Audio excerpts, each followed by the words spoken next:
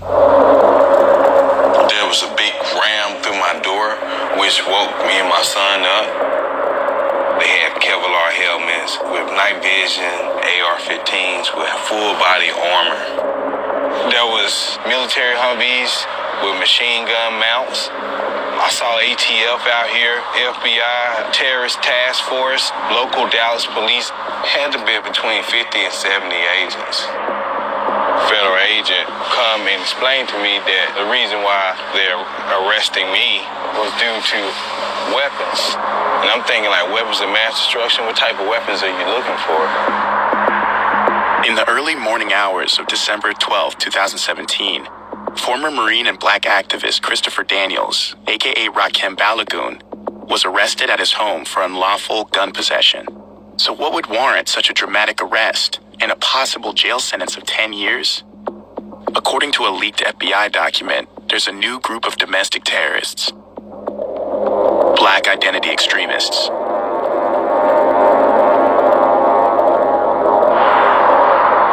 In May of 2018, a judge rejected the firearms charge, and Rakim was released. We're currently at the prison where Rakim was held for the past 6 months, but he's just been freed. So we're going to link up with him and learn more about what's going on. Hey, man. How you doing, Rakim? Hey, good to see you, man. Good to see you, man. Yeah, welcome back, man. You know, it's good to be out here in the free world. You're the first potential case of a Black identity extremist. How do you feel about that? This, when I found out I was on a terrorist watch list, my thing was like, wow, I would never know that I was going to be the first person to be targeted. You know, I deal with mainly activists and people in the community who are regular working class people. How is this a threat to the government? I don't know. What's going on through your mind now? You know, people in your community have been calling you a political prisoner. There is a little bit of frustration. You know, that's 5 to 6 months of my life that I can't get back. You know, I lost an apartment. I had a newborn daughter, as well as I have a 15-year-old son, an 11-year-old son. And it's been a big impact on my family and finances.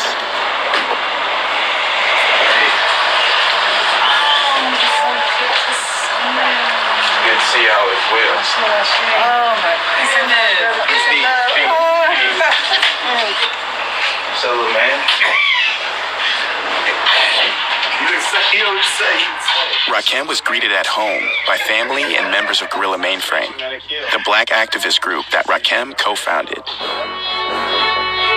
On their website, Guerrilla Mainframe describes themselves as a community-based political organization. Their activities include food drives, self-defense classes, weapons training, and open carry neighborhood patrols. It was these kinds of activities, which are visible across Guerrilla Mainframe and Rakim's social media accounts, that Rakim believes made him a target of the FBI. Considering the politicized nature in which Rakim has been absent, can you guys speak about what's been going on within the organization? We knew what we wanted to do in terms of making sure that he knows that people on the outside support him, and also get his story out and expose the contradictions as best as we could. I'm just so happy, being that they offered him a plea bargain, and he didn't take the plea bargain. That just shows dedication. He was able to endure what a lot of us, myself included, would have been broken. I mean, he's the warrior. Rakim was living in this apartment complex when he was raided by the FBI in the middle of the night in December of 2017. Looking around, it's incredibly residential, so I can see that it would definitely make a scene and people would question why the FBI terror squad would be here in the middle of the night. We were forced to walk from this door out here, you know, come out like this, you know, stop, turn around, walk backwards, and once we got here, put our hand behind our backs. They snatched me right out the way, like forcefully, and handcuffed me. All guns, you know, aimed on me. The FBI seized 2 firearms, along with a book called Negroes with Guns, a famous nonfiction work by civil rights activist Robert F. Franklin. The book was said to be a huge influence on Huey P. Newton, the founder of the Black Panthers. As events unfolded, Rakim discovered that he'd been under FBI surveillance for 2 years, and that he'd be held without bond. They said I couldn't receive bond due to the fact that I was on social media, not empathizing with police officers who have been killed while in duty, and also due to a protest I did in Austin. Pretty much that as a whole, that makes me a threat to the community. Rakim's FBI surveillance began in March of 2015, after he participated in a protest against police brutality.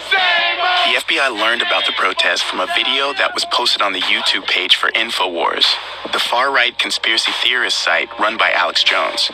People were saying that the Black Panthers are out here doing an open carry march, so obviously we gotta go try and find these guys, and of course see what the people out here at South by Southwest think about a bunch of guns in their face.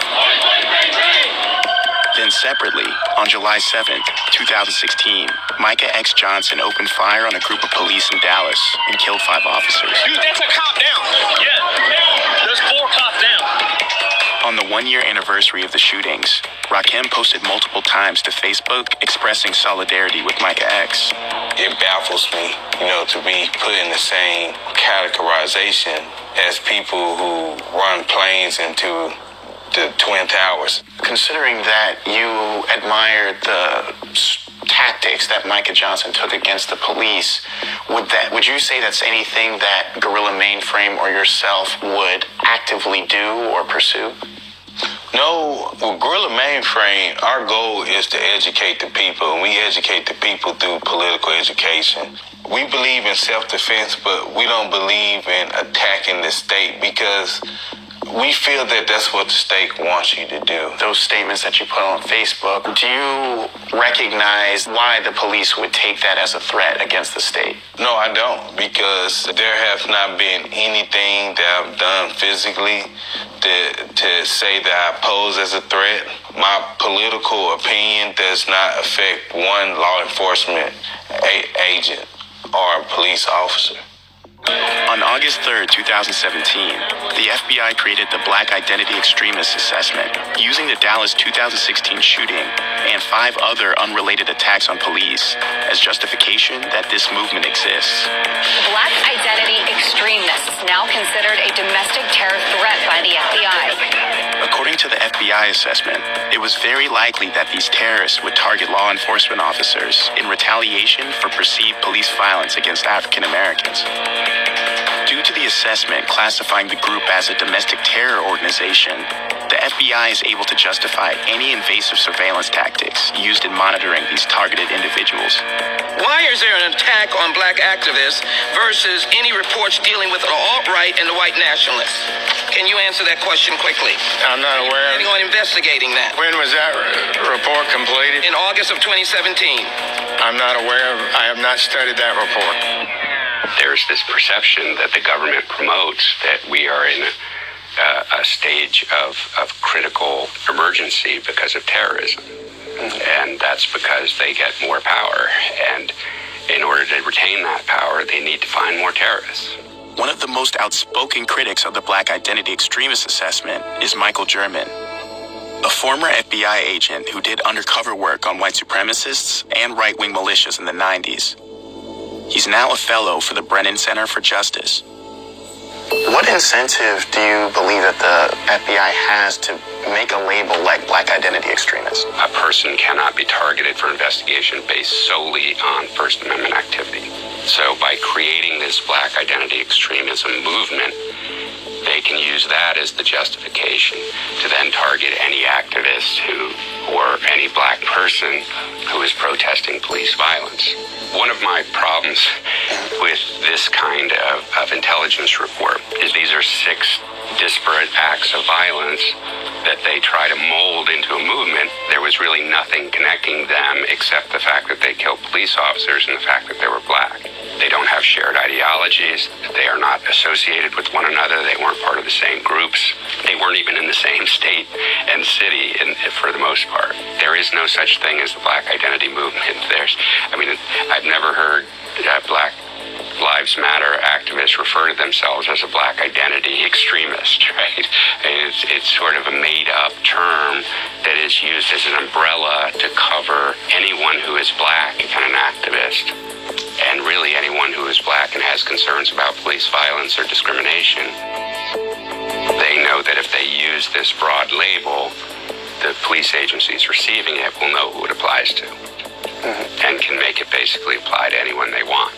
Why is this extremism being pushed throughout the FBI on these minority groups? Any government sees protest against its own policies as threatening, right? That's a political threat, but it has an incentive to present that political threat as a security threat to the nation. This is a persistent problem. This is something that's happening now and has pretty much happened all along. Critics of the black identity